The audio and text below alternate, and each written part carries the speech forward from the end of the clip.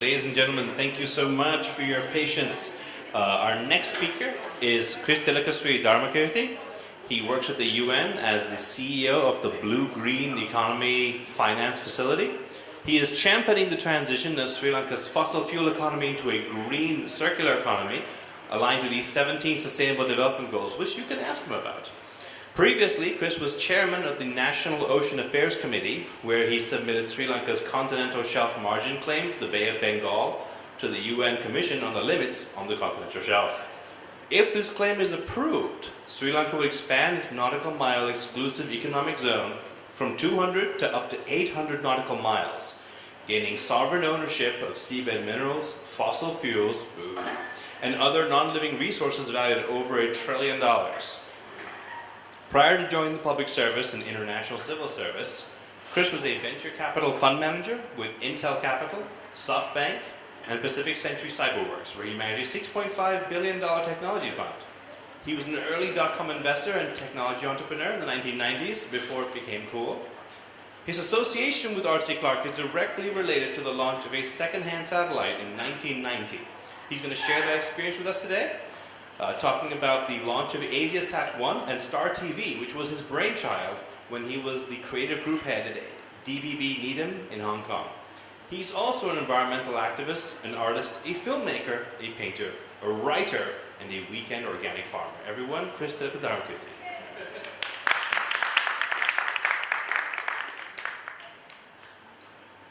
Thank you. I think my comments today I'm going to close up as a weekend organic farmer. Try to bring technology to the ground zero, because I think everything else that we've been talking about and one has been listening to, I think the world is sort of going to be ruled by bots and robots and artificial intelligence. Unless we are able to sort of find our freedom out there in the country, I think we are in a state of doom. Sorry for starting on that gloomy note, but that is the reality that we face. So I guess I just chose this title, The Only Way of Discovering the Limits of Possible is to venture a little way past, then into the impossible. That was, three things that Arthur C. Clarke actually mentioned, and he's kind of Clarke's three laws, as you all know, who are Clarke fans here, I presume. And of that, I chose the middle one as the theme for my presentation today.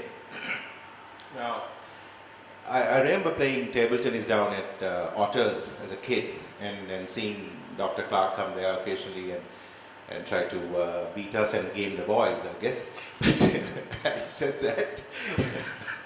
Having said that, he was quite inspirational in the way that, obviously everybody thinks that Dr. Clarke came up with the satellite concept, or of course we all know it was someone else who did it, but he came up with a plausible geostationary orbit theory. But that said, I had the good fortune being inspired by what Dr. Clarke had said and done, and the fact that he was making Sri Lanka a home. I was in Hong Kong when there was an American by the name of Michael Johnson, who in 1984, I think that was the year of the Olympics, going to Olympics, when the NASA did a very successful testing of its space shuttle, was testing a crane arm, because they were trying to plan to build the space station out there with the Europeans.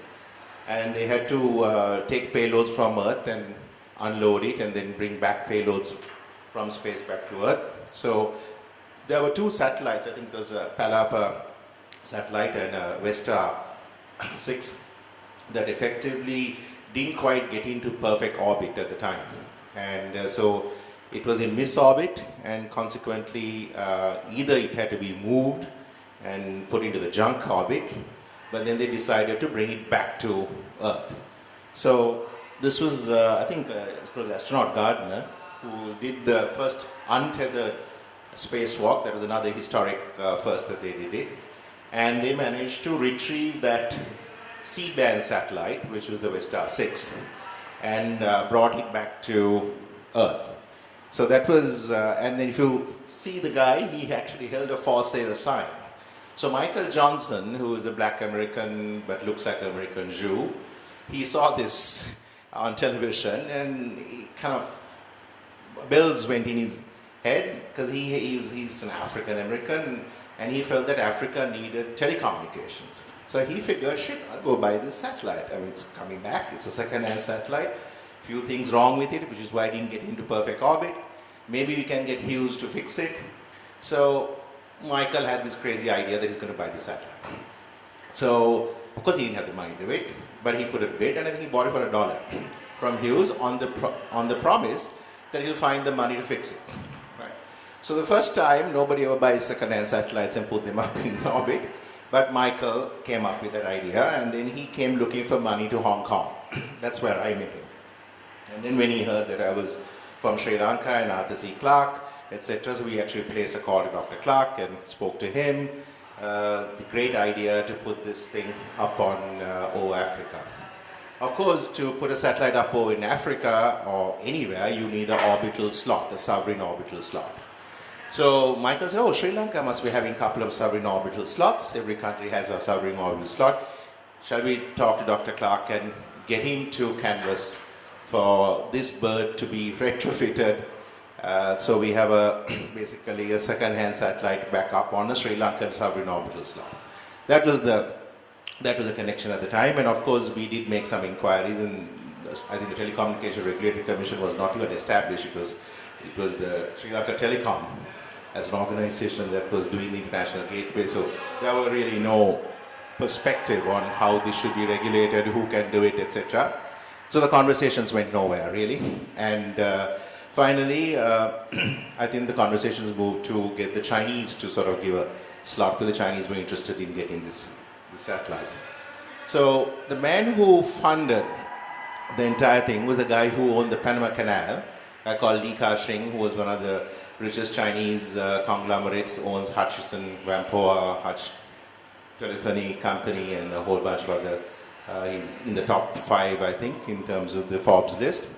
So he had a young son, 22 years old, straight out of college, coming back. And at that time, I had successfully done some things in my previous incarnation in the advertising industry with an agency that won a lot of awards and done a lot of stuff. So I proposed to them, hey, if you want to make money from this, let's do television, because Asia is lacking television. And we can do 5 channels, because those days it was, India only had Doordarshan television, which was like, I think, 4 hours in the evening. Sri Lanka had, obviously, ITN and Rupawahini, but again, we had very little in terms of programming options. Indonesia did not have television. I mean, practically half of Asia was bereft of TV as we know it. And so it was a paucity of content was there. So there was an opportunity, and clearly there was a business case for it. So being an economist by training, to me, even though I was in the advertising field, I really saw the opportunity to finance this. So we kind of proposed to the Chinese to get the thing. So Michael had Li Ka-shing backing him, but then of course launching the satellite was a problem, because Space Carnival and I think the French Polynesian Islands and a whole bunch of other places were all booked up for about 10-15 years.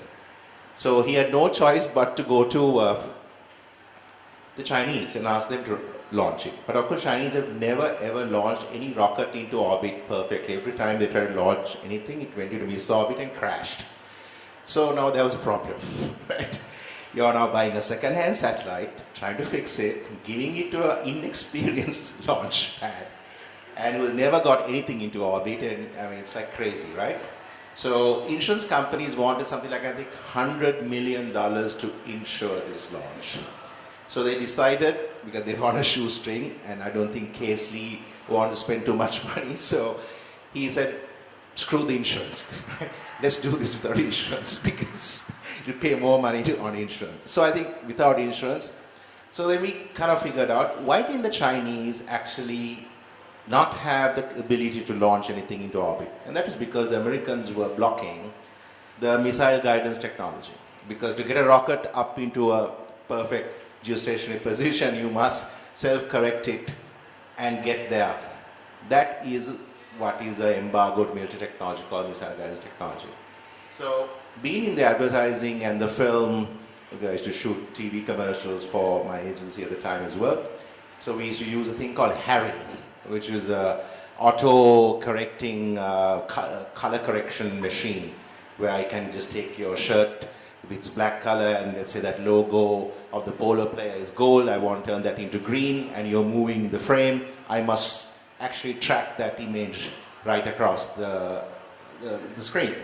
So that is akin to a missile guidance technology, right? And the Libyans knew about this technology, and the Libyans are buying a lot of Harry machines into Libya because they were building a missile guidance technology. You've got to retro engineer these things. You've got to figure out where you find technology pieces that can do the job. And so that was the thinking. So I proposed to Michael, let's buy some Harrys, right? And figure this out and give it to Chinese.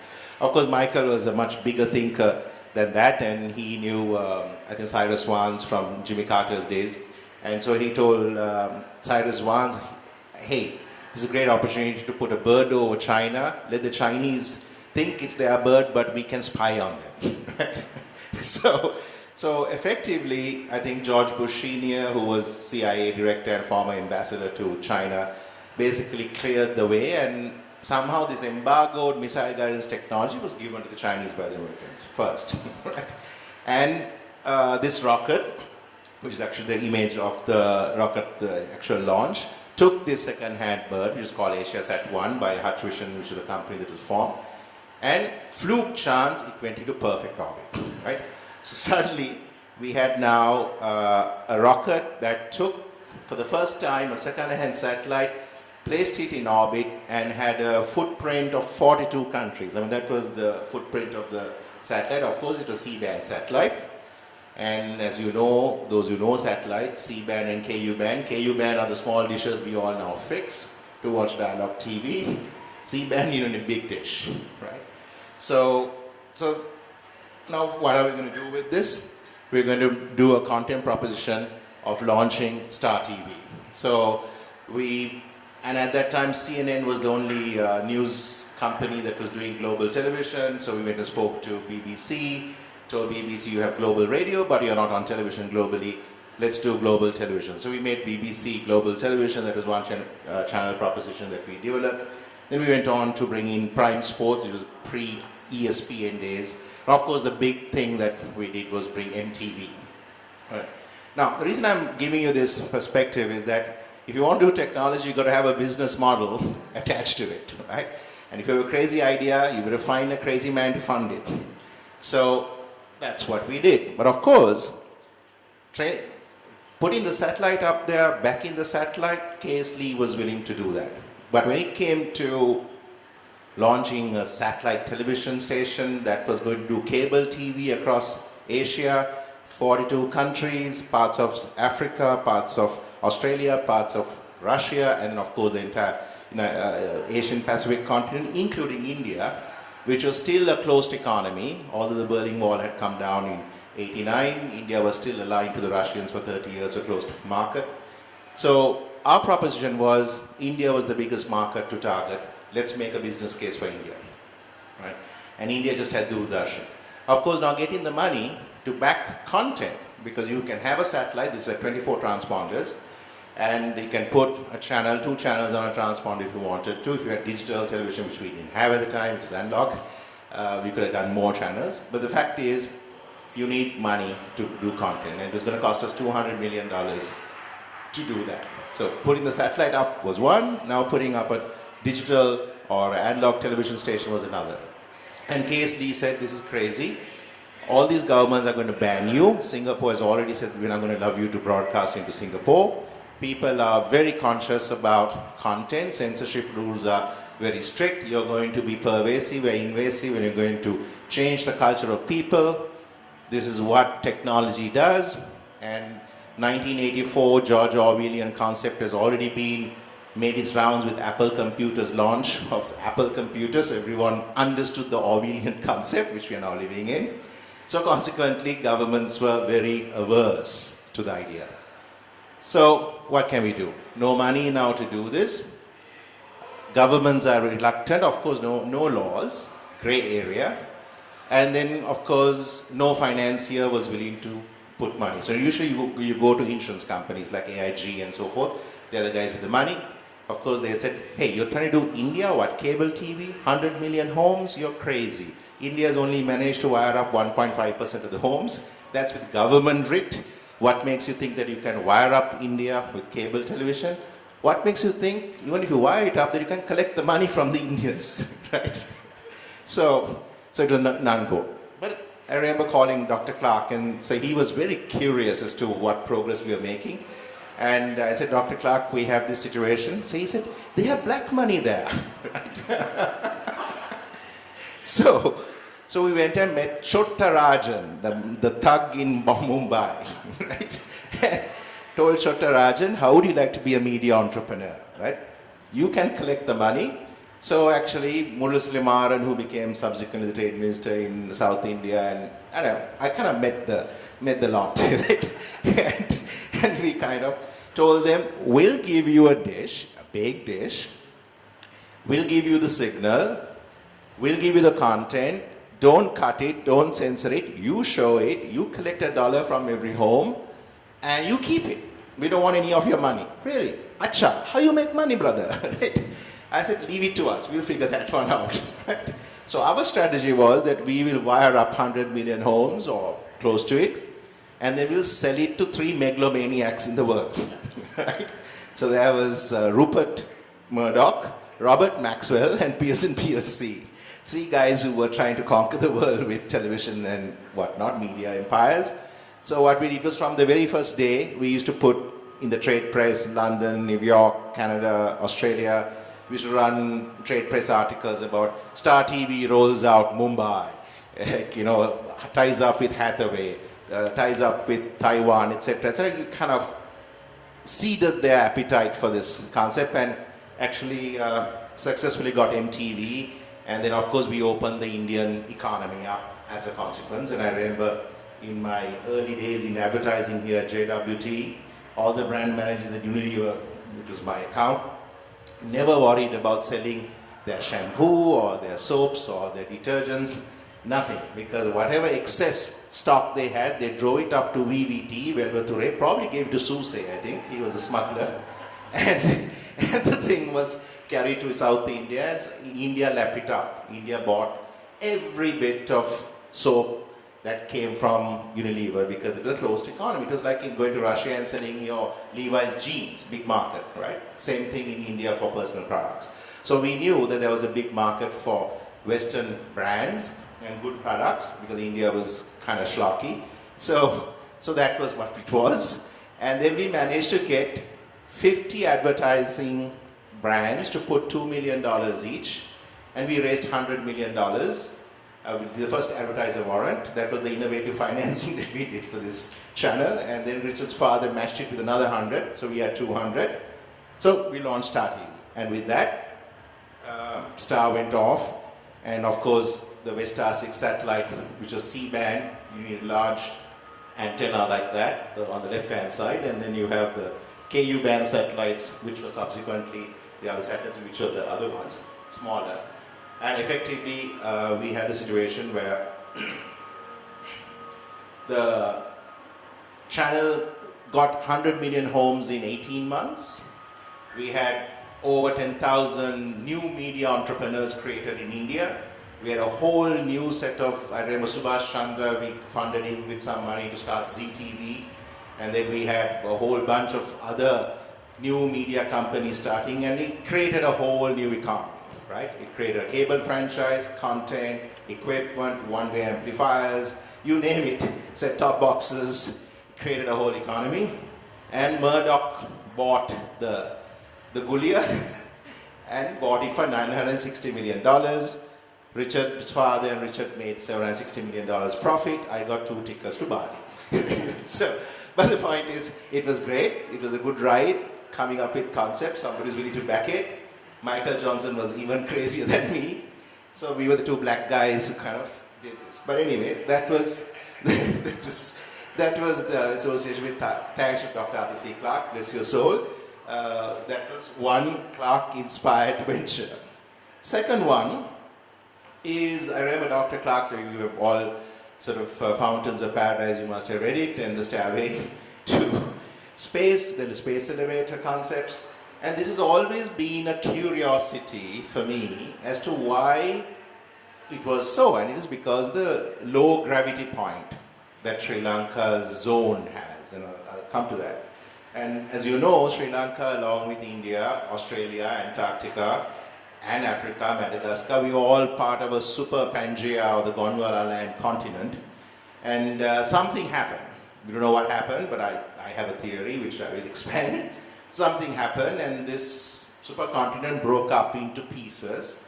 And of course, India and Sri Lanka kind of drifted, came and crashed to the Asian continent, and bang, you have the Himalayas, right? I mean, we're still pushing it. We're still, as we, every day, we are pushing Asia, and then Himalaya keeps growing up, and effectively, this plate is what we are. Now, if you take that middle picture, Antarctica, Australia, India, Sri Lanka is the smallest piece there.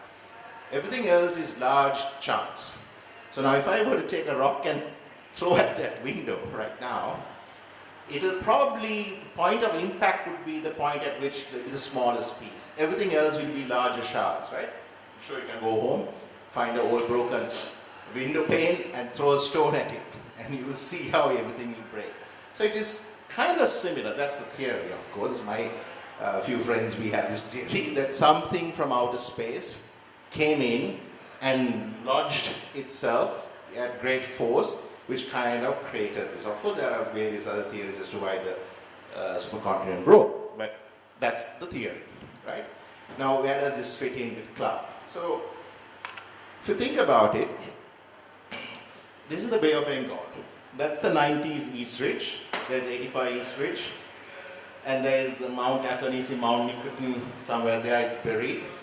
And you have the Ganges fan, which is substantial amount of sediment that has come over the years, ever since the India and Sri Lanka crashed into the Asian continent. All of that debris that has come, and I think you have about 20 kilometers deep sediment near the Bangladeshi EZ, and it sort of peters out past Sri Lanka into Ceylon plains and below Sri Lanka to the equator, and it just thins it out to a grain of sand. So that's what it is. Now, that's a Fledermaus software, which is a specialized GIS software that some of the geoscientists use, and based on the bathymetric and some of the other data that we have got, we kind of developed this model as to really what those seamounts look like, and the 90s East Ridge underneath. And of course, Sri Lanka looks like it's not like any other country.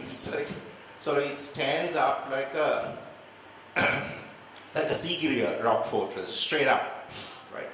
Most countries have a fairly, maybe it's 60 degrees, 40 degree gradual slope to the ocean. We have a massive drop very close to our shore, right? We drop to 4,000 feet. Trincomalee, what do you call, Dondra, then if you come further up even to, so the continental shelf, what we call the continental shelf, is very narrow in Sri Lanka. And then the lowest gravity point is southwest of Sri Lanka, between Maldives and Sri Lanka.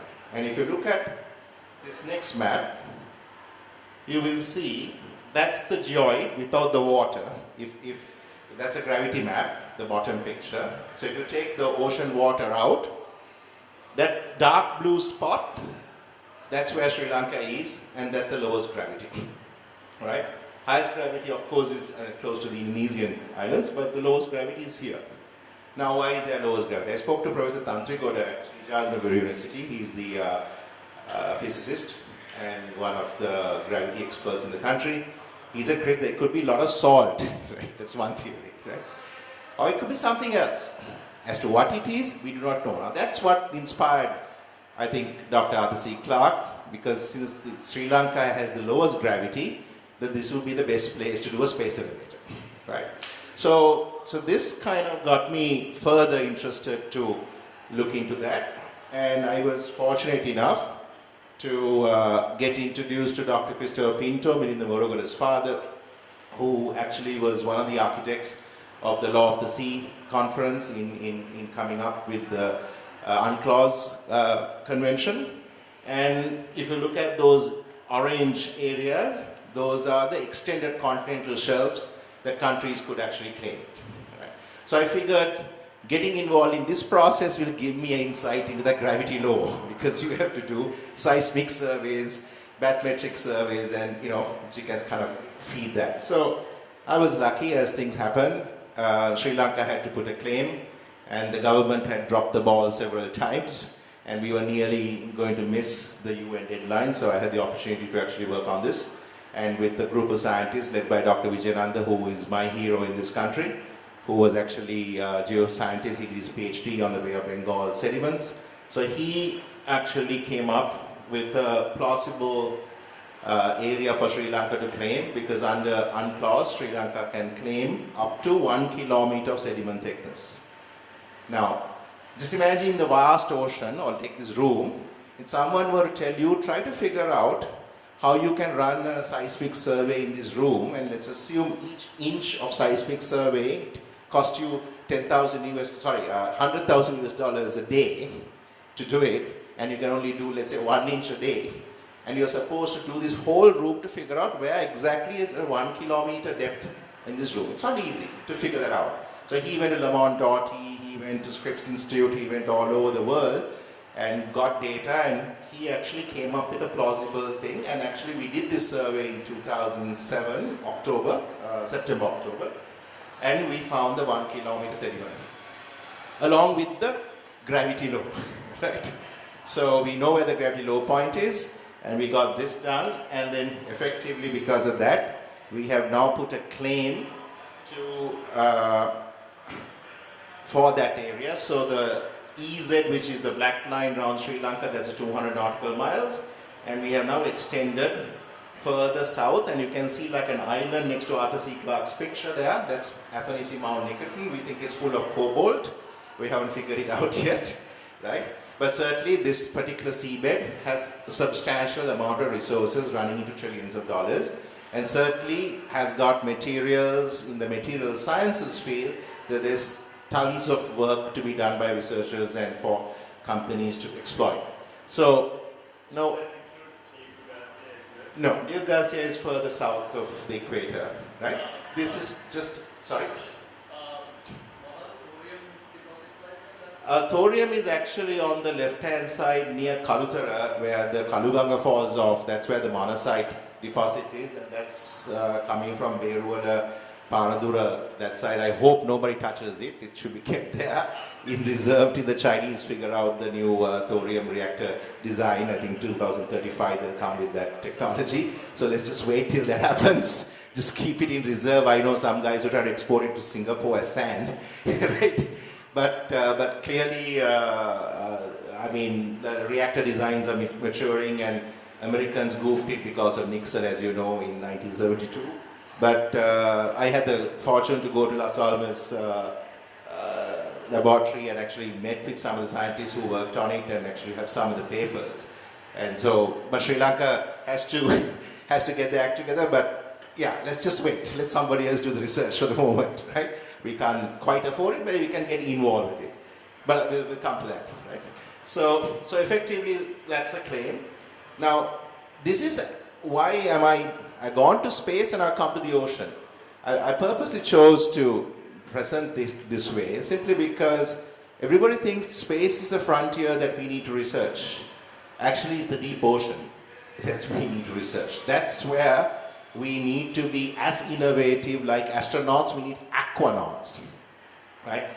Dr. Arthur C. Clarke and one of his dearest friends were all divers, and they themselves understood the value of this, that there is so much in the deep sea that we don't know anything about it. Mariana Trench, you name it, right? There is hell of a lot of creatures that we haven't even figured out what they are.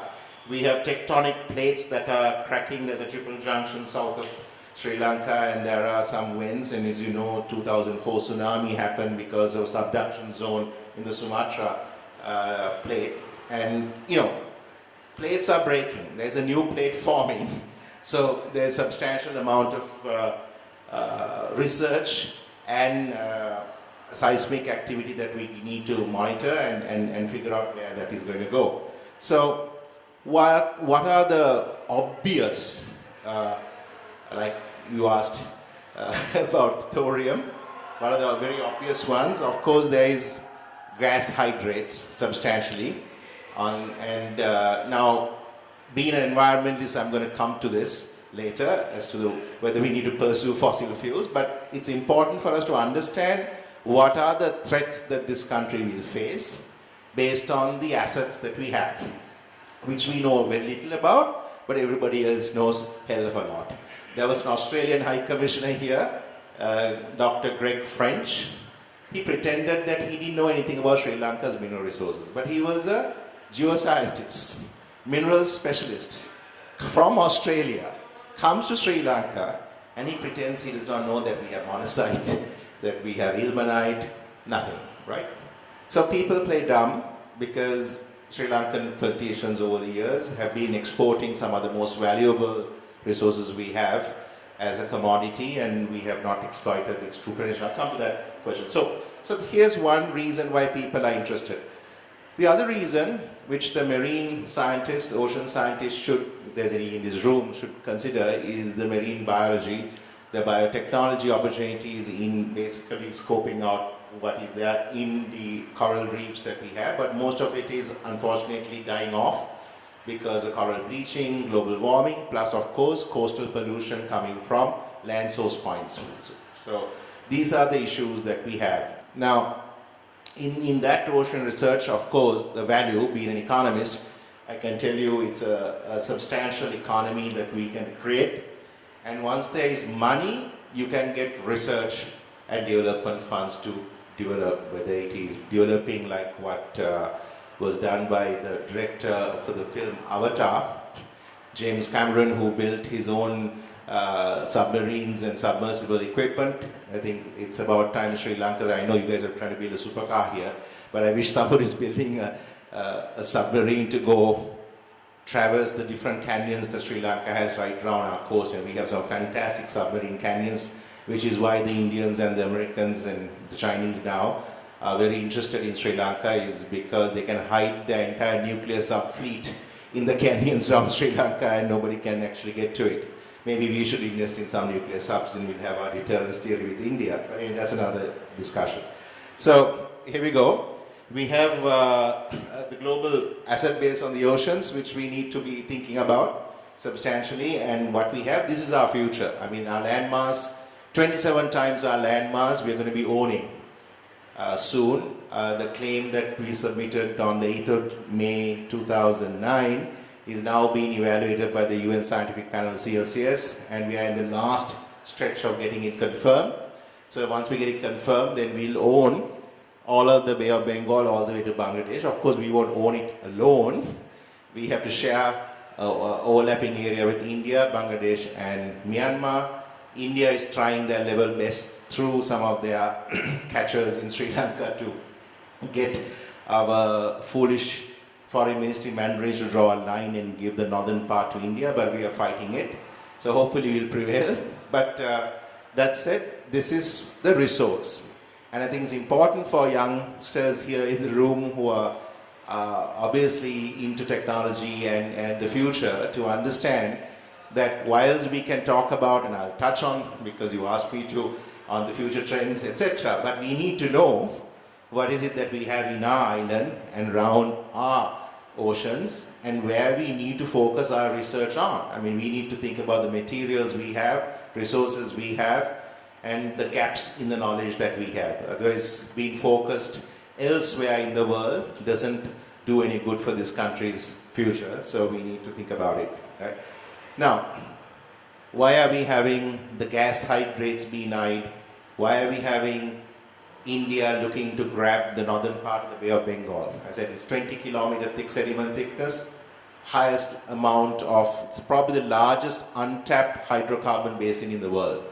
And these guys, as you can see with Trump's mindset, there's still a group out there that still think fossil fuels is the way to go. 2050 is the commitment that most of the countries have given to shut down their fossil fuel resources. Coal power plants, the Japanese ambassador is pushing on us, 2 more, despite all objections. India is still on to its coal, They import 97% of their fuel still, despite having large number of oil fields and gas fields and 5 nuclear plants close to Sri Lanka across the Menar Basin, which they thought should be located there because the Pakistani missiles can't reach it. But I guess the Madrasis in Putlam can do a shoulder-fired missile across, but they didn't figure that one out, right? But that said, the fact is that we have a large population boom that's taking place, and this middle class in China and the middle class in India needs electricity, because everything, 45% of a GDP of any country is energy, and when you have that sort of number, you have to import a hell of a lot of fuel. So fuel is going to be the driver. They need to drive their vehicles. We are going electrification of vehicles. We all go, yes, electrification of vehicles, but we have to stop to think, how do we generate that electricity? And unfortunately, even though the renewable energy potential is high, Sri Lanka has 50,000 megawatts of wind power potential, certainly hell of a lot of solar, certainly OTEC, ocean thermal energy conversion in Trinco and 6 other spots in Sri Lanka, certainly 2035 with thorium reactors, certainly geothermal energy in Madhuraya, certainly wave energy, certainly current energy. I mean, we have. Sri Lanka is blessed, as I think is the renewable energy capital of the world, right? If we get our act together, we can export power to India. But some of those technologies are not very mature, and the storage technologies are yet to be matured. So most of the power generation from renewables is not a guaranteed reliable power source for utilities to take. And Sri Lanka has a utility that has the peak power in the evenings, not even the base load for the daytime. And consequently, we can't store the powers. The only storage option we have now is to pump water up the Mahavali system and use pump storage system. We can also do hydrogen generation and store hydrogen and then use that. Of course, these are all costly options. Tesla is still to produce a utility-grade battery. Things are moving in that direction. National Panasonic in Japan is looking at that. So I think if you just wait in another 5 years, we should sort it out. Then we can open the faucets for renewable energy. So the reason is, this is the number. This population base is driving the craving for resources. Sri Lanka has the resources, hence everybody wants to get a piece of this island, right? So we got to figure out that. Where is that going? We all know the BRICS theory. I mean, Brazil, Russia, India, China. I mean, these are the countries that are accelerating faster than the Western Hemisphere countries. The old guard is dying. The new economic order is emerging. So you know the numbers. You know when these countries are taking over the GDP of the Western economies. China is already trying to do trading of their oil assets in renminbi. That's going to be a big blow. We know what happened to Gaddafi when he tried to do a gold standard currency issue. But having said that, China is clearly on a trajectory of ascendancy, and we got to understand that reality.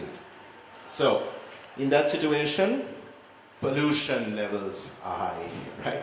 Because with the ozone layer getting damaged, because of the fossil fuel production, because of the car emissions, because of the air conditioning. I mean, this is really the baddest part of it. AC and refrigerants are probably the most damaging pollutants that we have, but we continue to use it. Sri Lanka has, as I said, ocean thermal energy conversion capacity, which means we can bring cold water from the bottom to the top. The heat exchanger will generate power. Byproduct is desalinated water and free coolant for air conditioners. Now in the Pacific Islands, the hotels are run on cold water from the bottom of the sea. Now why aren't we doing that? We should be doing that if we are serious about meeting our internally determined limitations on our emissions. These are the areas that we need research, right?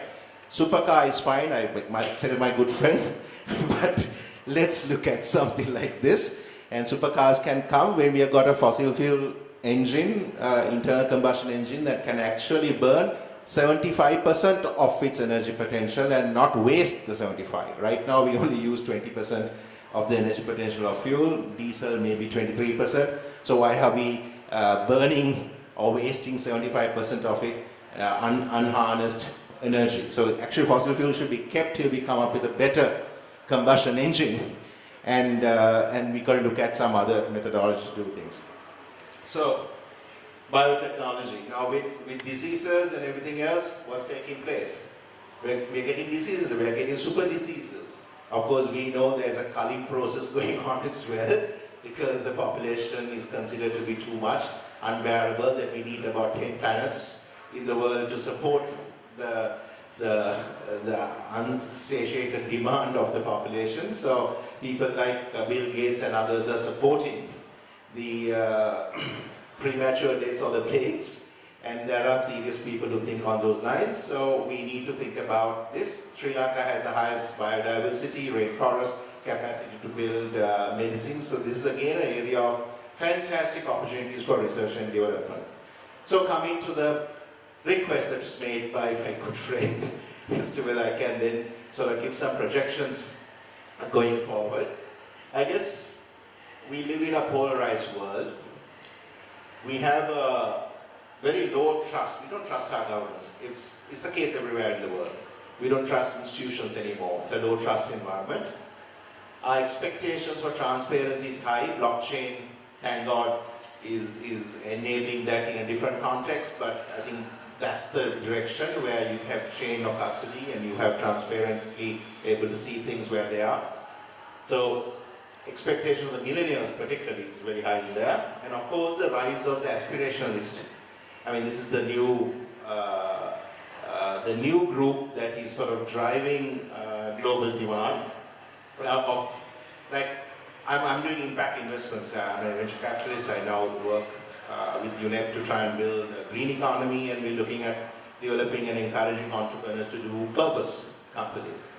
What's the purpose for your existence? Why is Learn Asia, for example, existing? What is their purpose? What is the purpose for some of the companies that are hosted here? Are you just making profits? Is that your purpose? Or is it some doing social good or environmental mitigation? There has to be a greater purpose for your existence and for what your product. Unilever has done that substantially. Of course, they are paying lip service, I know. But the fact is, at least the lip service itself is helping to drive the premise that you need to have a purpose. So I think that's the new paradigm that is emerging. Against that, you have a rapid urbanization. I guess that is why probably Ranil Wickremesinghe wants to build a megapolis. But I mean, he doesn't realize that a kind of a vertical, a linear city doesn't work in the context of Sri Lanka. And we have seen what has happened to Panama and a number of other countries. You'll have urban centers that create a disparity between the haves and the have-nots, and you will have urban underclass and lots of issues that all these cities are suffering. And I think we are going down that path, and it's an unsustainable modality for a country like Sri Lanka. But that's because the global GDP, because they're all caught up with the global GDP growth. GDP growth is best if there's an urbanization, because more consuming items are there, you rent properties, transportation, clothing, etc. So more money, more money, more money. But it's not sustainable, because the resources to support that is limited, it's finite. And so it's finding that balance is what's important, and Sri Lanka can certainly find that balance and show it. But that's the world we live in. So there's a demographic shift. Clearly the aging population is going to live longer and healthier. Funny, right? They are unhealthy because of the pollution, but because of advances in medical sciences, people are now extending their life expectancy. So we will have a larger retired workforce that have to be managed by governments and by the dependents or the children or the siblings. So there is going to be a greater demand on your purse to look after that aging population. So along with that, of course, you have innovation and breakthrough technologies that are coming up. As you all know, disruptive technologies change in the business models of many companies, and most of these companies that are not adept at innovating and understanding how to use technologies will be toast. Kodak, where are they today? Gone, right? So like that, we can talk about a number of different companies that haven't done well. I'm sorry, I'm running a bit over. And so the mega trends, I have shared this slide before, but effectively, if we understand these concepts in these two slides, I think we would be in a better position to decide what sort of product, what sort of business model what sort of direction we should be focusing our attention. Ultimately, the customer base is driven by the mindset of the customer base. So if you understand the mindset of the customer base, then you will be able to drive it, and if you understand the lifestyle of people, then you will be able to shape your product or service to suit that. So that's what we are seeing now emerging. I mean, the Amazons of this world, etc., are understanding those trends. And unless we understand the Sri Lankan trends, there's no point talking about global trends. We need market research to understand the Sri Lankan trends, what are the aspirations of the Sri Lankans, and then design and develop it. And at the same time, understand who is driving the design trends and the aspirational trends. So it's like, if we just do a research to find out where Sri Lankans are, what their predispositions are, we might be misled, because they are being led by the media culture that they are being influenced by, and the university culture, and the secondary and the tertiary education culture.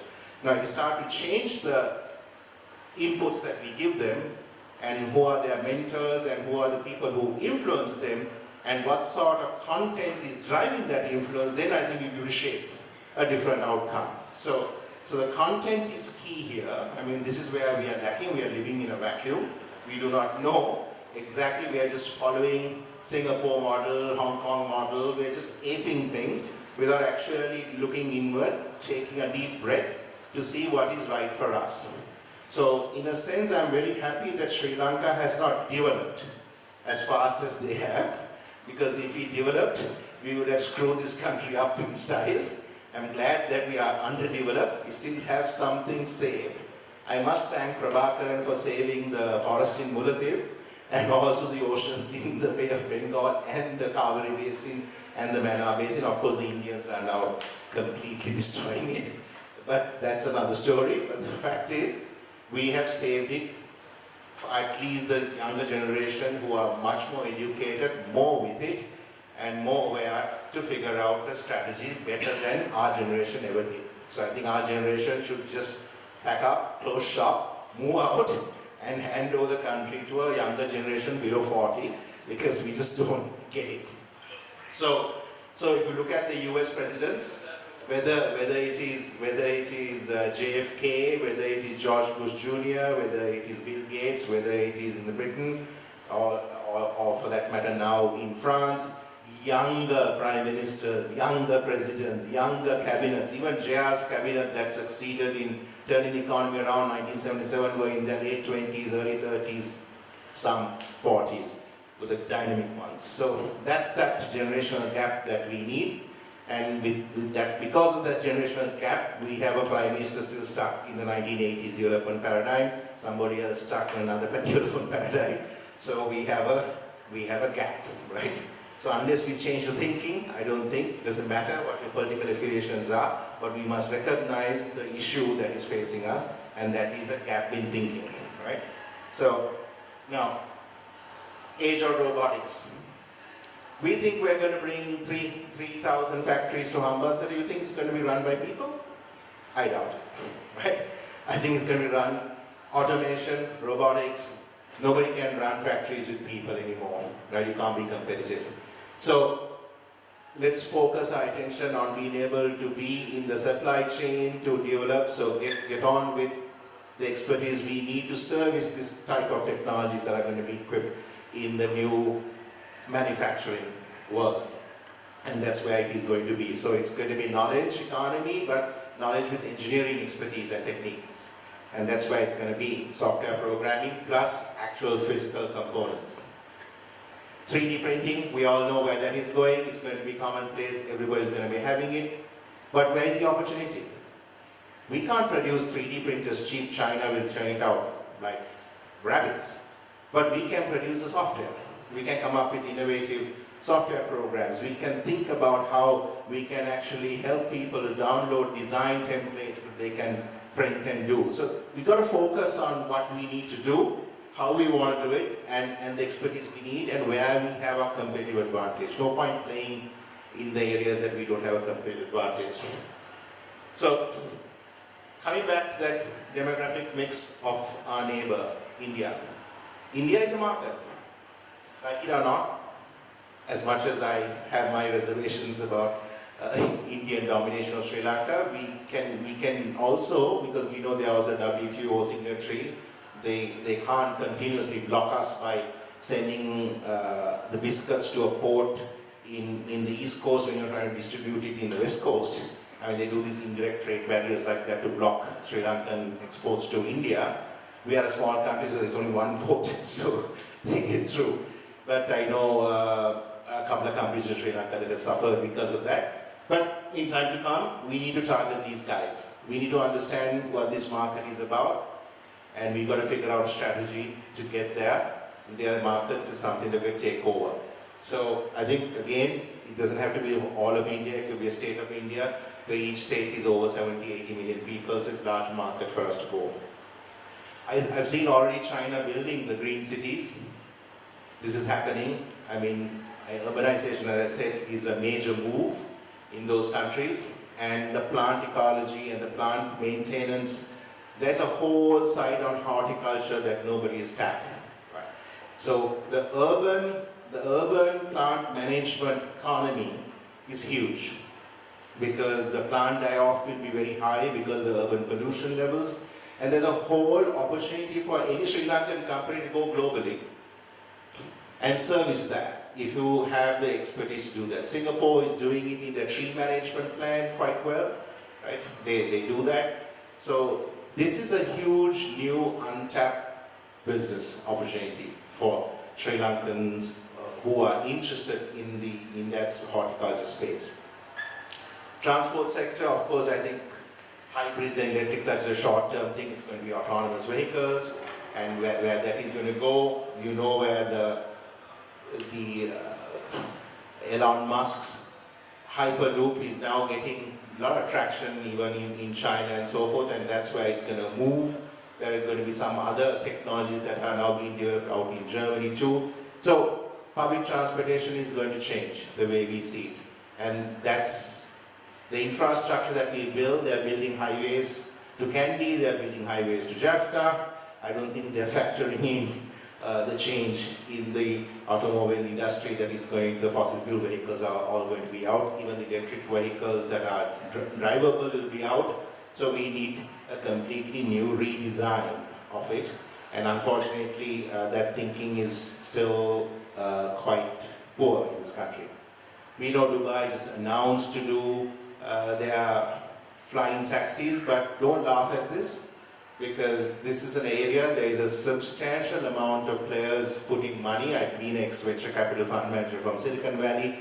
I know some of the people who are putting big bets on this, because they see urban transportation at the terrestrial level being saturated. So they need to go flying at certain altitudes, not at the altitude of aircrafts and helicopters, but the in-between, right? And so that space is now, everybody is becoming an aviator. So you're not a driving license, you have an aviator's license, right? And you would have an aviator's license to either control a drone, or an aviator's license to actually own one. So this is a new area where you will see the effectively the skies would be, traffic police will have to start learning to become like aircraft controllers, traffic controllers. So the police department will have to induct the air traffic controllers department in time to come, if they are going to look at it in any other way. Of course, another thing that's going to change our reality is when the Clarke Canal gets built. This is going to happen because currently the Singapore is in the Malacca Straits, and ships that come through Singapore and comes through the Malacca Straits between Malaysia and Singapore, it's a 3-day journey.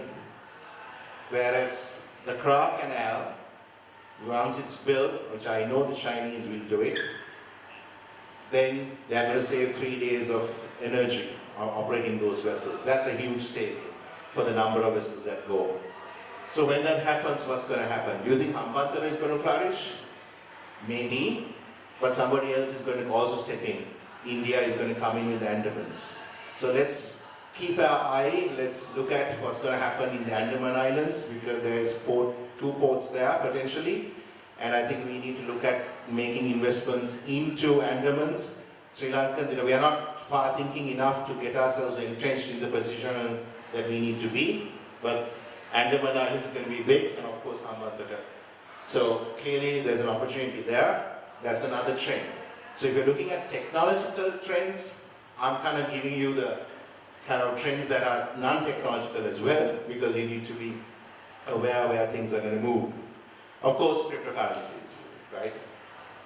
880 at the last count that I knew, right? It's the derivatives of Bitcoin and everything else. This is here to stay. Japan has legalized it. I mean, it's time to come. I mean, I know some friends here are trying to launch their own cryptocurrency. I hope they succeed, right? But the point is that the digital age is with us.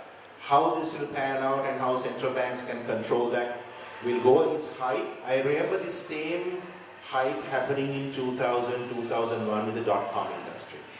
And I remember the business models didn't support any revenue. There was no revenue that one could see with some of these companies. Yet for all, the valuations were running into billions of dollars. And some people thought that we were crazy even to pay those valuations and buy stakes in those companies.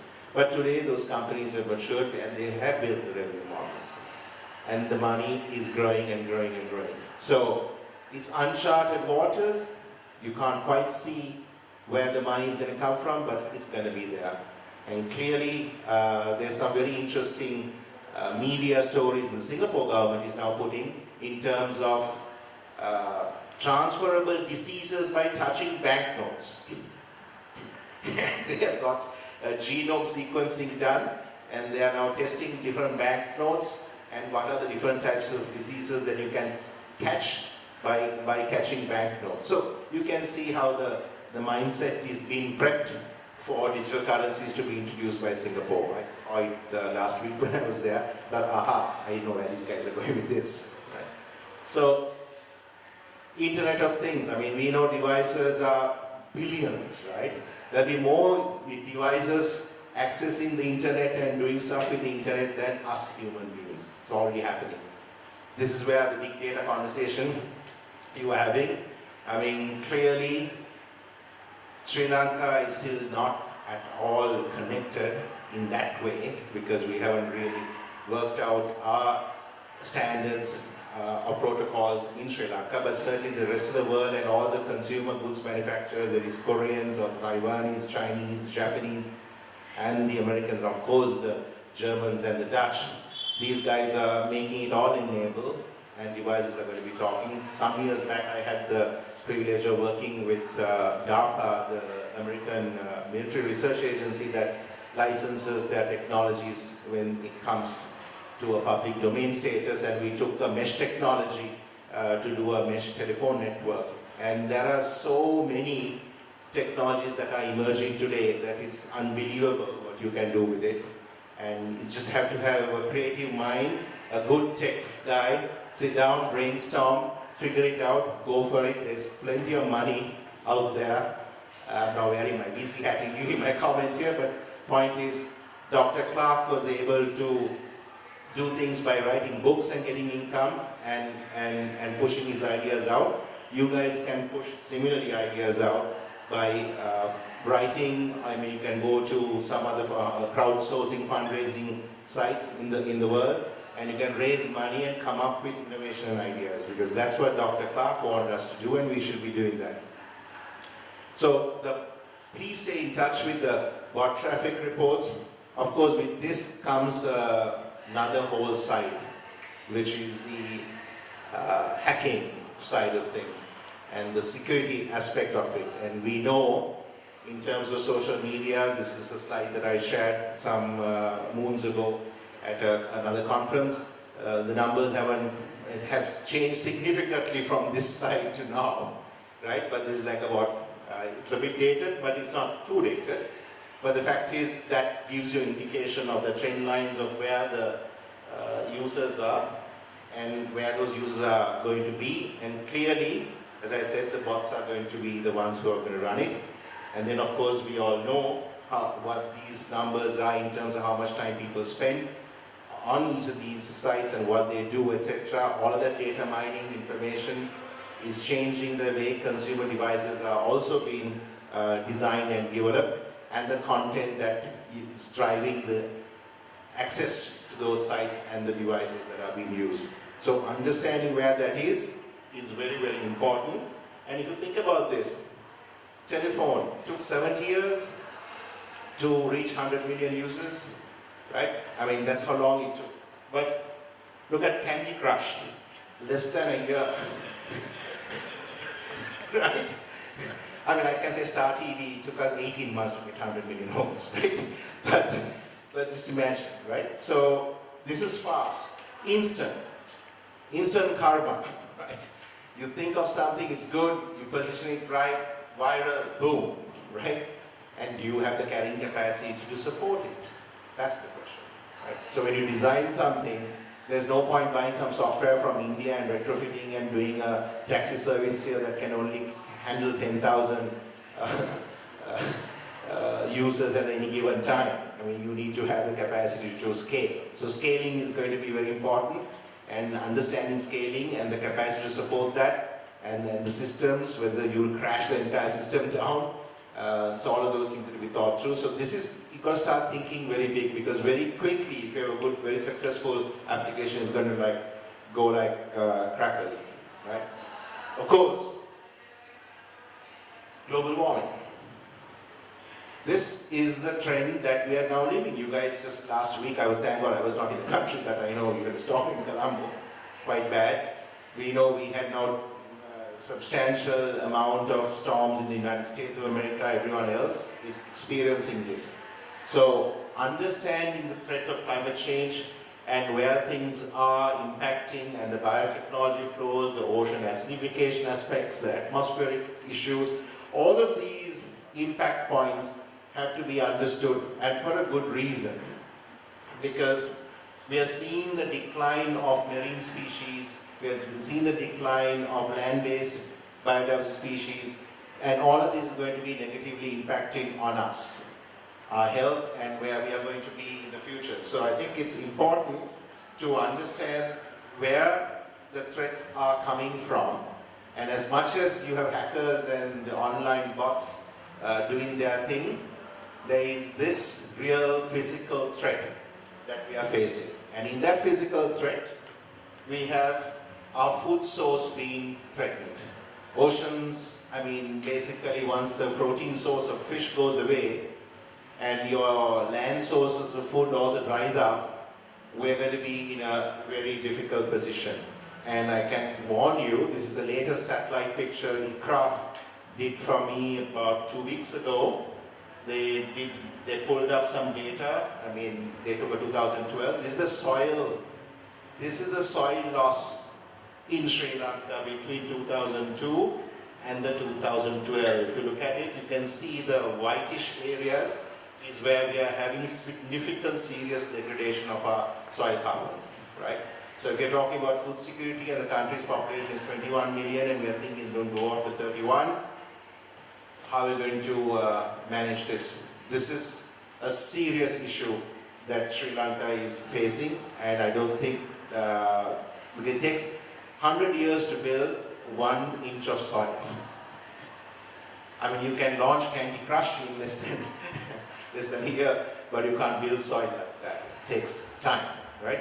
So this, we can talk all we want about technology, but if you don't have food on the table, I mean, unless we are a breatharian, I guess.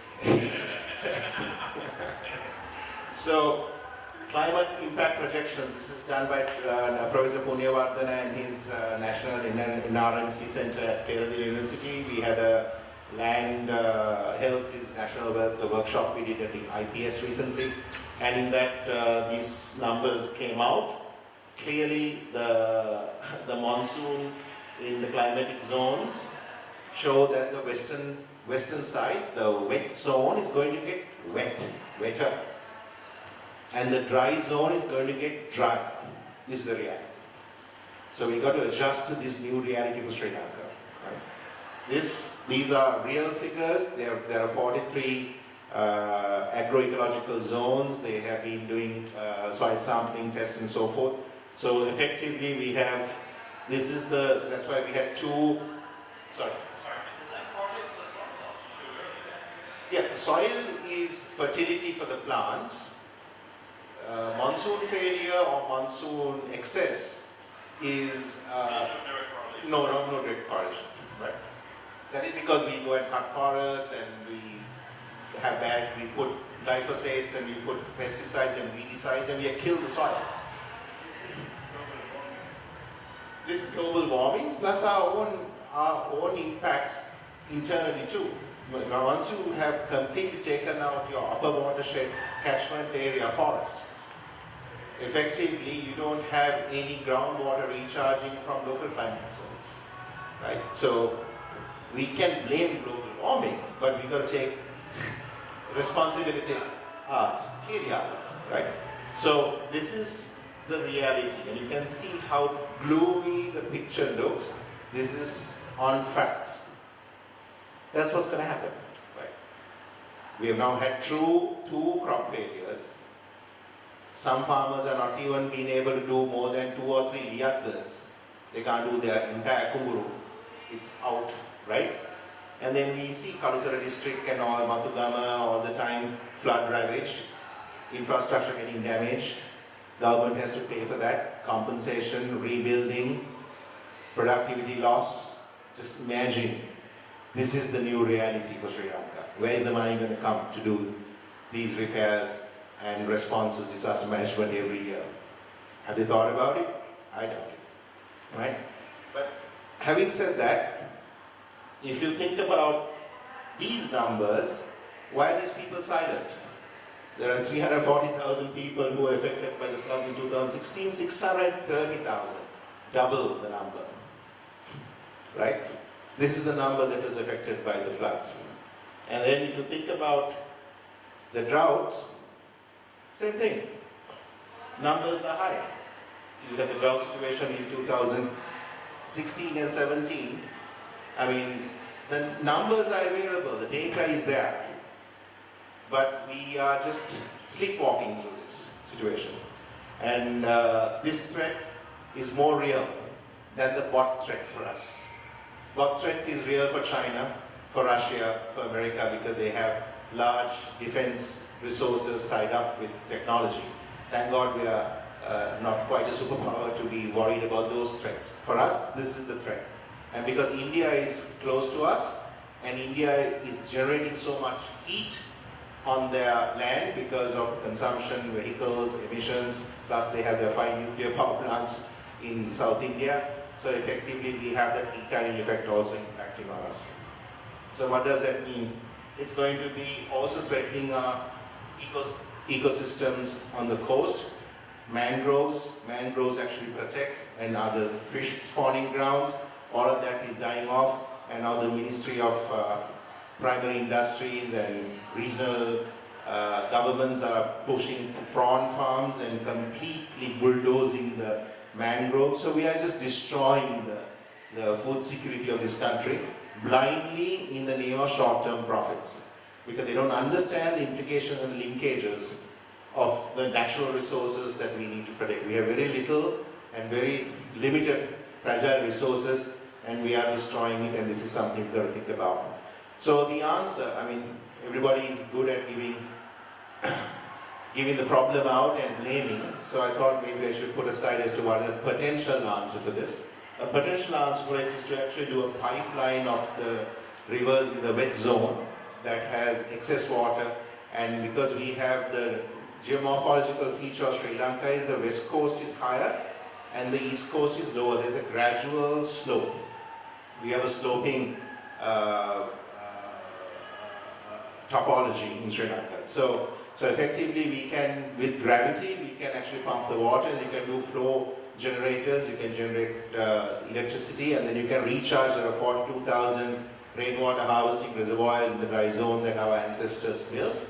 So we can use that and recharge that. So we can actually turn the dry zone into a quasi-wet zone and build some resilience for climate change impacts. And so that's something which we can do. And of course, the tea industry that is complaining and trying to lift the ban of glyphosates and the poisons that they have been applying on the soil, should actually withdraw from the hills. I mean, they can have some high-grown teas, but clearly the bulk of the production is in low-grown teas, and we need to put back the high-grown tea areas that feed the drinking water rivers of Sri Lanka. We have 103 rivers in total in Sri Lanka, and out of those 103 rivers, I think 5 rivers are drinking water rivers. Kalani supplying Colombo, Kaluganga for Kalutara, Mahavali for Kandy, and so forth. And these river waters need to be preserved, the watersheds have to be restored, so we need to put back those plantations back into forest. I mean, I went to the British Museum about 20 years ago, and I read some correspondence from the British governor to the British government in Whitehall. And he says the Sinhalese, are averse to commerce. Word was averse to commerce. They're refusing to cut the forest to plant coffee, right? So because our ancient ancestors knew the wisdom of maintaining the watershed and preserving the mountain ecosystem intact as forest, because that gave us our water. And we only planted and did our cultivation in the dry zone, right? Brits came here, they completely clear-cut the entire rainforest and planted. And then they raked. It was a rule that you had to rake around the tea bush. So we raked the entire soil. The topsoil is all gone. So 100 years of tea planting has taken the topsoil out, and now we have just rocky, craggy soil. Kenya is having 3,000 kilos of tea production per acre, and we are claiming we are only having 400. And that is because the government is not allowing them to put more pesticides and fertilizer. I mean, you can't do it. Maybe they got to go for aquaponics or something like that if they want to do it. But clearly the soil is no longer supportive of agriculture in the hills. So we've got to restore the hills, and we've got to do that priority. This is like, there's a fire burning, we need a fire engine to go and douse that fire. This is #1 priority if the government wants to wake up to the reality. Otherwise, we'll be in that dry zone drought situation, wet zone flood situation if we don't fix this problem. So, power generation is the key.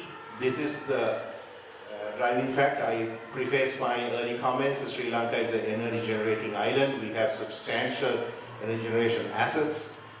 Clearly, some of those technologies are maturing, and we must go after that.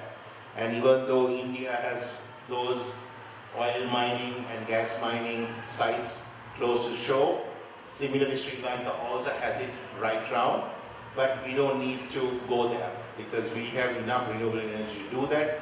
Keep it in the ground till our friends from the Trace City figure out a better internal combustion engine, right? Actually, that fuel should be kept for really riding the waves. And then of course, we have the sea level rise threat to our coast. This is another issue that we really need to think about very, very seriously. Because if Dr. Clarke was here and he was talking about let's build the elevator to space, he would have said so, because we've got to all get out of here and transport ourselves to another place if we have business as usual, because this island will be uninhabitable in the coastal areas and certainly uninhabitable in other areas. Now what's going to happen? If you look at the sea elevation, you can see the dark, the light blue areas are some areas. Hambantota, as you know, is below sea level, and there are areas like that in Colombo as well. So when there's coastal inundation, when sea level rise happens, particularly Jaffna Manor Island will be underwater. That's an image of Jaffna, and you can see how Jaffna is going to get very badly affected. So we're going to have a lot of internal migration. This is a new reality. Let's understand where we are going. We'll be having lots of internal migration issues when people have to flee their habitable zones when it becomes inhabitable, right? So again, modeling has been done. We know the last week at the UNIA 3, I believe the UNCCC experts said that 2 degrees global warming is definitely going to happen. They're thinking it's going to be 3 degrees, right? So it's happening faster than we think, and these issues are taking place. And as you know, in the poles, the warming is higher, and that's why you have the glaciers and everything else melting down. So I'll just quickly flick through these slides. You can see these are parts of Sri Lanka. that effectively is going to be underwater. It's Colombo, right? Parts of it. I mean, you'll say this doomsday scenario, etc. This is 2080, 2100, but our children are the ones who are going to be impacted. So we got to think about it. I mean, when the Brits built the Gaul Road with 2 dual carriageway with 3 lanes, there were no cars of that proportion, only baki karates. But they understood the need for a road to be built large. So we have to figure out how to build the carrying capacity for the future and how we do build resilience. So this has to be 2 degrees warming, that's 1 or 4 degrees. It's going to be 3. It's going to be going 2,100. I mean, end of the century. But this is going to happen in the next 30 years also. Certainly most of our lifetimes, you know. But it could be expedited. I mean, it can accelerate depending on if another Trump emerges in another country, for sure. In China, for sure. Right?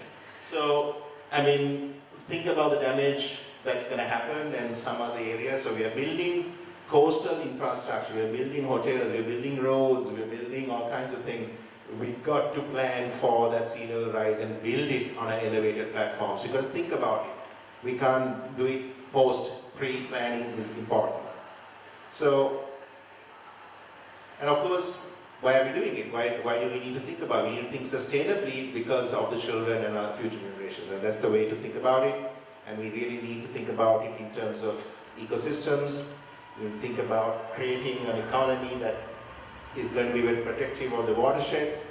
We got to think about the green labeling opportunities. These are export market opportunities. These things that are being proposed are not things that are de-linked from the economy. There's an economic opportunity that is linked to it. So everything we do, whether it is technology or whether it is restorative ecological economy, whether it's a green economy, everything has a linkage back to a commercial enterprise that will drive the restoration, so, or the innovation, or the disruption.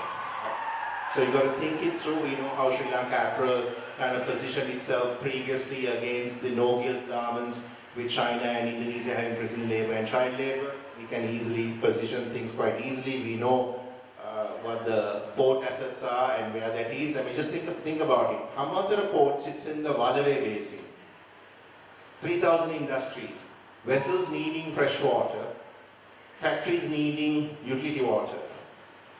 It has to come from the upper watershed near Haputale and Beragala and below. The forests are burning every day.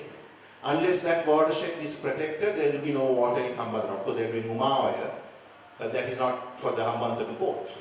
So if they're building infrastructure here, physical, they better think about the natural infrastructure upstream. If you don't link the two together, we have a problem. So I'll just flick through a few other resources that Sri Lanka has very, very quickly. Again, research and effort has to be put in. I mean, everything we are working on, your laptops, your iPads, your telephone screens, all needs rare earths, lanthanides, you know, the periodic tables, heaviest metals are needed. Of course, we know Afghanistan has it, which is why they are embroiled in war continuously, and so does Sri Lanka.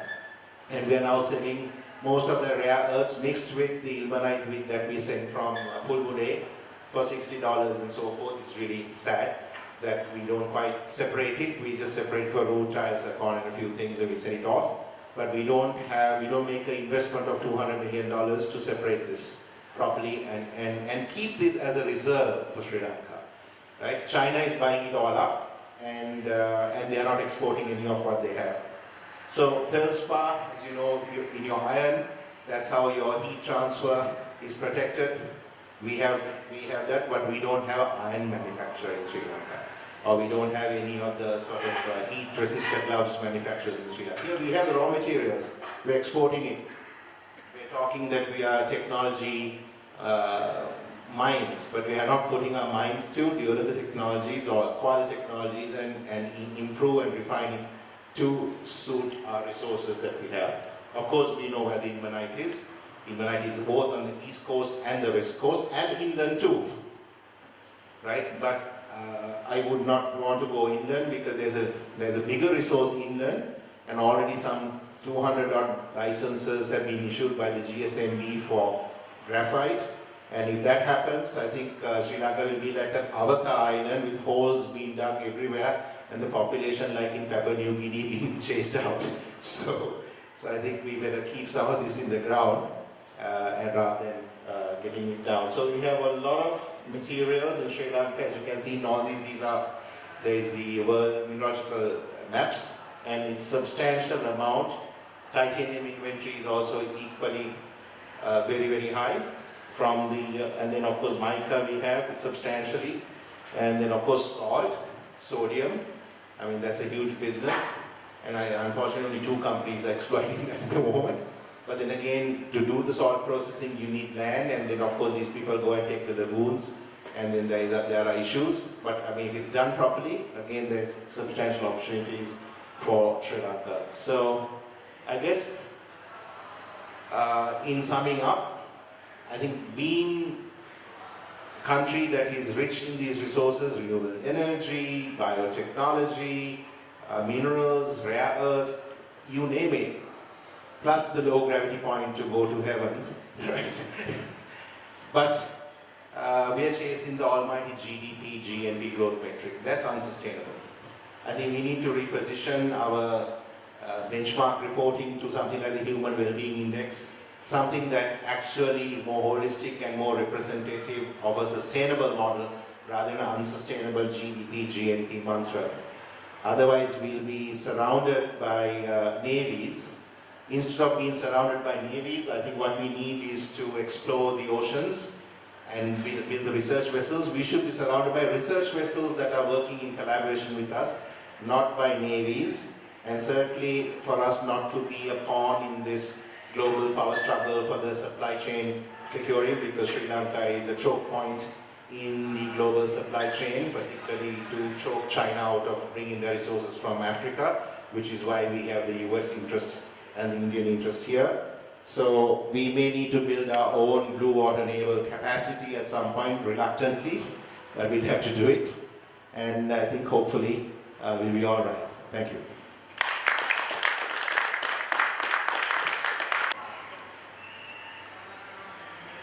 So you mentioned automation. So, okay. I wanted to ask you about your thoughts on the universal basic income and its relevance, basically helping us if and when automation really hits us. I mean, unlike some other Western Hemisphere countries that do not have built-in natural resilience for its urban population. Urban population, you need universal basic income guarantee because they just can't buy food, they can't have affordable, because unlike in Sri Lanka, many of these countries, even if you own the property, you've got to pay property tax every year. There's assessment tax, and that is huge. You have to pay for your heating during winter. That's another cost. Healthcare, unlike us, they don't have free healthcare, no free education. So a number of different services that we take for granted in those economies are not accessible to a normal person unless there is an income. Right? So you can create in those economies, they really have a greater sense of urgency because they are all industrial workers, because their middle class was created by creating an industrial economy. So consequently, when automation takes place and robotics come, they are going to be out of a job. So they have to address that social issue. That's where the universal basic income concept really stems from. Like if you take Sri Lanka, if I'm a poor guy in Sri Lanka, as opposed to a poor man in another country, I'm actually, as I live a good lifestyle, as good as a middle class guy there. I may not have the money to buy a vehicle and some of the mod cons, but clearly I have my swimming pool in my lake or my river, and I have my fresh water, and I have my food source and so forth. So what we need is, rather than looking at it from the universal basic income, we need to do universal services like public transportation, accessibility to government services from your village without having to come. You know, if you cost the actual spend, all of these things today with a mobile phone, you should be able to do everything, right? You don't need to go anywhere. We have the connectivity. So So the universal basic income is needed. I mean, we have Samurdhi. It's a country that has protected the poorest of the poor. And I think that Samurdhi program is good. And now they give food, and it's a food stamp scheme. But we also need to have a productive input from our population. You know, you get into a freebie, what you call living on the dole mentality, which you have in America, you have it in Australia and so forth. That dole mentality builds laziness.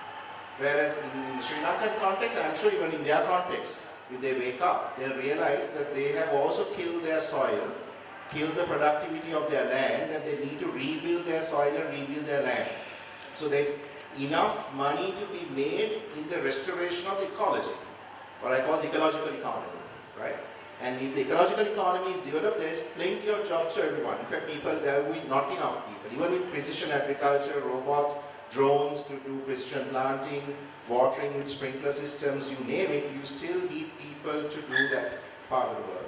So I'm in support of having a basic life-supporting income, but not at the expense of, in those countries I understand that they have an issue, but in this country, we have a lot more work to be done and we don't have enough people to do that work. I hope that answers.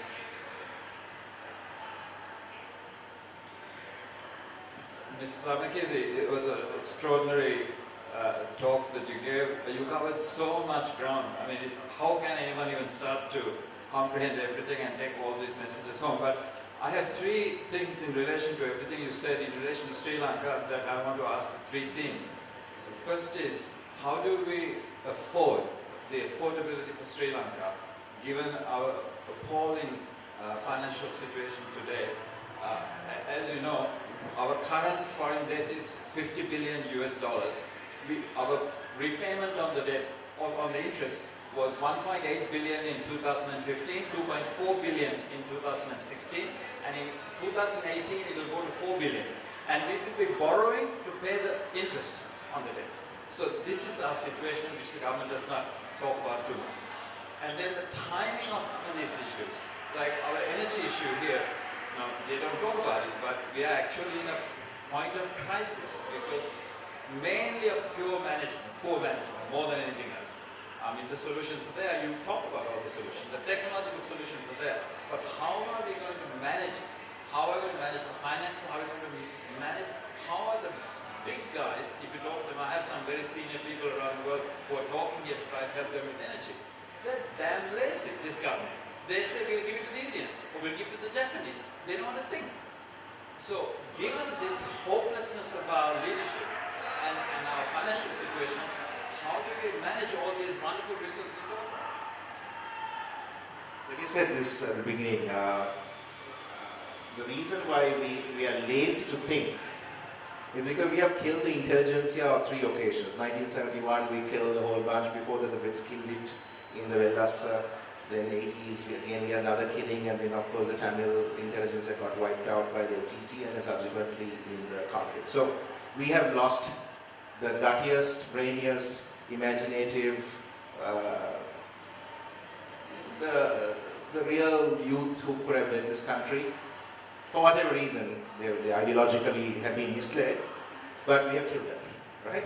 So we have a very mediocre population base, and those who could study and go overseas went overseas, those who migrated have migrated. So with the brain drain, one part, killing, another part, stunting of the mind because of rote education system in the university system. Nobody is taught to challenge the lecturer, ask questions, interactive. So we have the Brits left us with an education system that was to stunt us. I'm not a political guy, I'm just saying this. It's a fact because having lived overseas and studied overseas, I see my own colleagues here who I work with, and these guys are bright kids. Right? I went to school with some of these guys. But their thinking is quite limited because the university system has stunted them.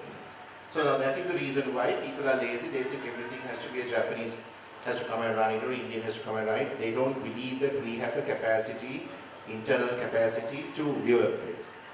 coming to your question about money, when J.R. Jayawardena took over this country's economy, the borrowing was, I think, 32% of GDP. So most countries, I mean, US and all that, have borrowed 200, 300 times their GDP, right? We seem to be stuck in a mindset that we should not be borrowing more than 100% of our GDP. Essentially, 1 year's of earnings is all what we should be borrowing. So we are trying to manage it at that level. But of course, countries that have accelerated their development has borrowed. Of course, you have to borrow to invest into industries that will generate revenue. Correct, right? Okay. So what I'm saying is, JR borrowed from 32% of GDP. He went up to, I think, 65%. Paris 8 talks on he managed to go, etc. And he managed to get money. It was easy because every year you are kind of doubling your economy anyway, right? So that is why I think, to an extent, the previous government, if you look at, I mean, I looked at these numbers, 2001 to 2004, Ranil actually stopped borrowing locally. And actually he kind of has an austerity measure, but he borrowed overseas and it went up to 106% of GDP. So when Chandrika took over the government, it was 106% of GDP was the net borrowing.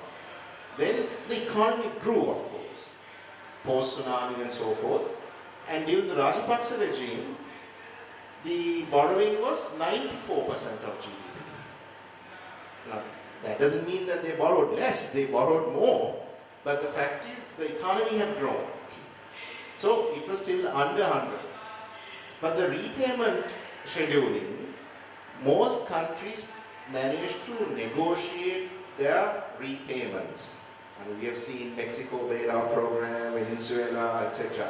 The central bank here takes great pride in saying that we have not even missed 1 hour in servicing our debt repayments. They have a chart for that, right? So they put that chart very proudly and say, we have not defaulted on our loans, we have paid on time, etc., etc., etc. So we have a kind of egotistical attachment to saying that we are a good borrower. But having said that, having gone through a phase of conflict, war, now we need, and we have suddenly opened up 2 market areas, the northern market and the eastern market, for local industries to go sell their products. Of course, these businesses are yet to build strong balance sheets. None of them are able to, except for John Keys, went and did a global deposit receipt. Nobody here does US GAAP accounting or European GAAP accounting to go and do a bond issue or a debenture issue to go get money from overseas. So our mercantile sector, our corporate sector is very weak. Weak in both know-how and management, financial management, and also weak in building the valuations of their companies. Their assets they have purposely undervalued for the taxman. Right? So we don't have a robust balance sheet in the corporate sector to be able to, as against government, for the corporate sector to go get the debt financing and equity financing from offshore sources. So we need to, actually the Chamber of Commerce is sleeping. You can blame the government, you can also blame the chambers, because they haven't done their job together with the industry associations to build themselves up. Now what did the Indians do? The Indians had the NRI, the non-resident Indians. They tapped that money to come in, and then they went and did US GAAP accounting for most of the companies, and they've all done ADRs and GDRs, and they've raised capital offshore. Then with that capital, they've gone and bought Tesla, they bought Land Rover, not Tesla, I mean TTs, Land Rover, and Mittal has gone and bought steel assets. So they keep buying companies overseas that has revenue as against their balance sheet and also the cash flows of the acquiring company, getting investment banks to support them. We haven't done that. We can't be relying entirely on government to bring in the dollars, right? I mean, the government runs on the hard-earned exchange earnings of the Middle East girls, 6 billion, to pay your fuel bill. And in Royal College, they're keeping the air conditioning on, and for 4 hours the engine is running. And that girl is slaving away to send the money to pay for the fuel bill, right? So the thing is, we haven't tapped the corporate borrowing capacity, and we haven't enhanced it either, because we haven't got a policy system in the country that will facilitate. Only now you're seeing some parts of it, but it's not there yet. There is only debt financing for the top borrowers. The middle tier can't borrow without providing collateral. When they provide collateral, they undervalue it by 50% for sale value. And then you need 2 guarantors. Where can these guys find guarantors? They can't. So their borrowing capacity is limited. So bankers are rich, but the entrepreneurial community of this country cannot unlock their entrepreneurial vision and their potential because they don't have debt. But new entrepreneurs, I mean, that's every single economy has grown with new entrepreneurs. America, I mean, coming from Silicon Valley, every year you have a new company listing on the NASDAQ or the Noah market or the GEM board or whatever, right? Because those guys have access to capital. Now, the access to capital in Sri Lanka, there is no equity capital. So if somebody is starting a new company, he's not going to have cash flows to repay a loan, so he can't go and borrow money. He can't take a loan to start a company. If you want to start a company, you need equity. And you need equity that is risk capital. That whoever who invests is investing with the full awareness that investment may go south. Whereas the banker on debt is expecting you to pawn your grandmother's property and somehow they want to recover it. So that gap has never been addressed by any government. We have pension funds, we have lotteries funds, we have enough money, but that money has not been set up to do either a private equity fund of funds or a venture capital fund of funds to address the equity market.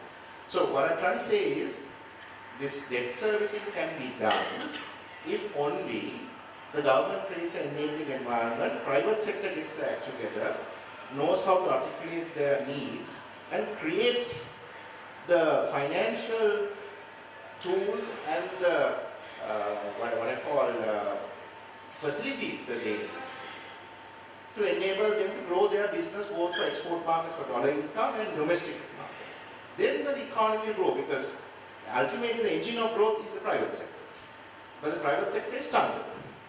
So you can't then service the loan. One of the reasons why we are having an issue on some of the bigger Chinese loans is because we made the Chinese lose face. Now, having lived in Hong Kong, I can tell you, you will never as a boss shout at an employee in front of the colleagues. You won't even shout at him privately in the room. You don't make a Chinese person lose face. You don't embarrass the person by talking down to the person or criticizing the person or criticizing an initiative that they have launched. You don't do that. The moment you make a Chinese person lose face, particularly at the level of head of state or whatever, they'll never forget it. And there is no mercy. Right?